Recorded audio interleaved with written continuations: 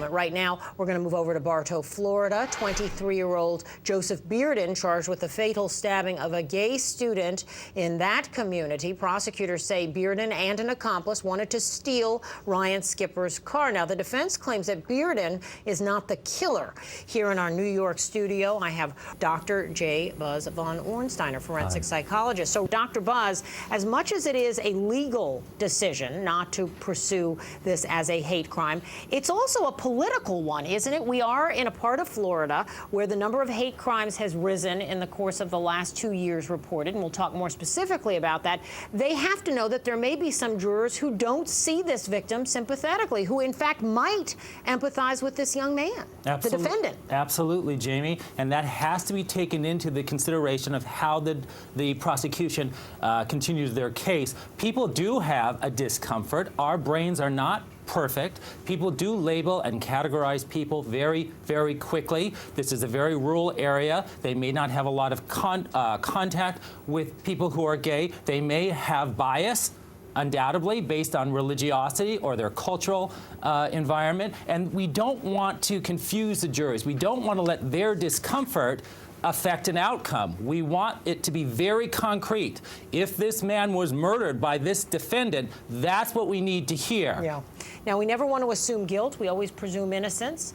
But it seems to me that there may be, among young men, some tension, Dr. Buzz, when one of those young men is gay. Boys have to learn, don't they, to accept one another as individuals. No, absolutely. In fact, we all need to learn to accept one another's. But when discrimination is institutionalized, when people grow up in schools where there are winners and losers, and the winners are thought at least not to be gay, and the losers are thought to be or presumed gay, then there's a problem if there's no education, if there's no counseling done, if your religion or religiosity persists that there needs to be discrimination and encourages bias and encourages hatred. Those are the areas you want to look at, because in many people, it reaffirms their own sense of who they are. They seek out other people that also have those same similar hates. And Dr. Buzz, there has been some testimony that this guy, this defendant, bragged about what went down,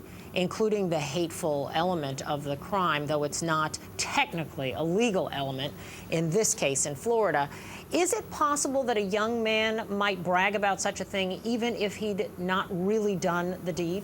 Yes, absolutely, because bragging about participation in a gay bashing or a gay hate crime, then in his perception, accentuates his own masculinity, accentuates his own sense of belonging with his friends. We have to remember that people seek like-minded people, and the assumption is that people who hate, they hate pervasively, and they also seek blame towards those people they hate, but they also seek friendships of people who have like-minded theories about other people. So that hate kind of builds up their own sense of value and also gives them a sense of belonging with the people they've chosen as friends, sadly as it sounds. Dr. Buzz, you testify in a lot of cases. Yes. In most cases, the defendant does not take the witness stand. In fact, in a disproportionate number of our cases on best defense, they do, but it rarely is the best defense to take the stand. Yes. And this kid has a rap sheet, which we're going to talk about in a little bit. That usually precludes it altogether. But I guess if he gets up there and admits all that, well, that helps him with the jury in terms of credibility. This is a death penalty case, so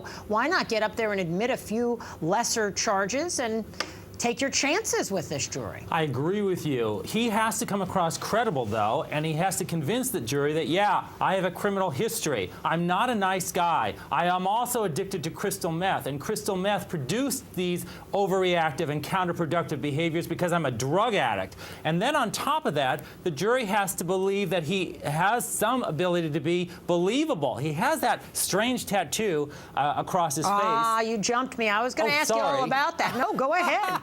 We're sharing the stage, Dr. Buzz. Go for it. Those things always trouble me. And again, in this particular trial, we have reason to believe that the jury may have a discomfort with hearing about a victim who's gay.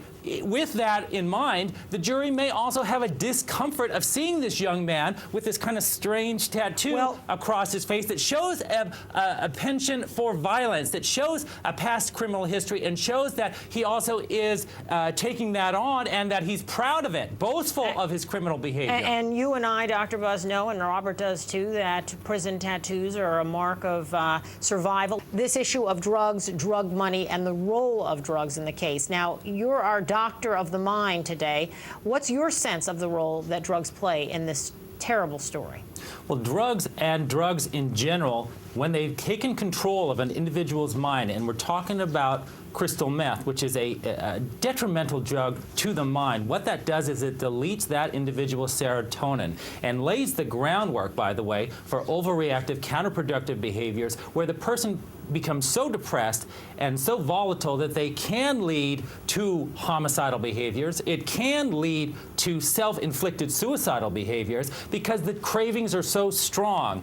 While they're on the drug, everything's great. They have this sense of euphoria. And in many situations, and maybe important in this crime, is you have this sense that you love everything, and it's also a confidence builder.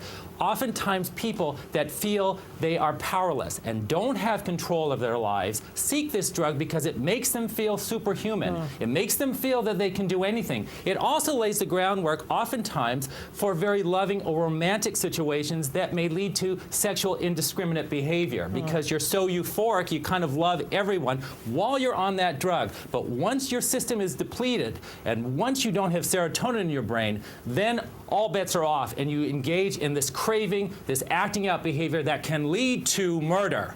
Fascinating. We've got the perfect guest to help us look inside the mind of the man accused of this murder. Dr. Buzz, if you had Joseph Bearden on the couch, so to speak, what would you ask him, and what do you think you'd be able to tell us?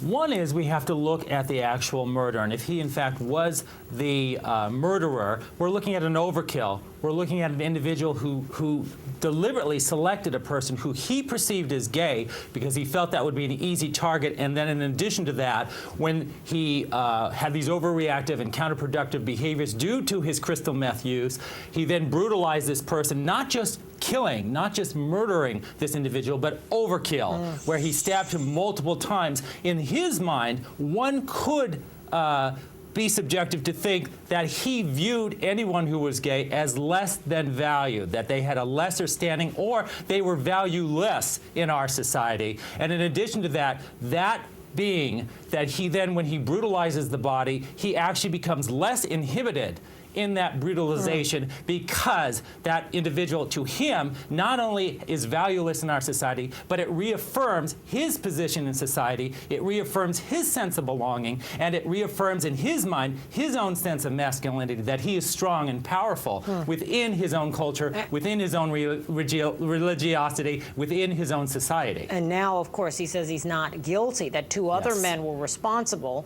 And as you point out, this young victim was stabbed almost 20 times. So a brutal, brutal crime, as very much illustrated in the prosecution's opening statement. With that, the best defense will rest for the day. A very big thank you to Dr. J. Buzz von Ornsteiner, a PhD and forensic psychologist.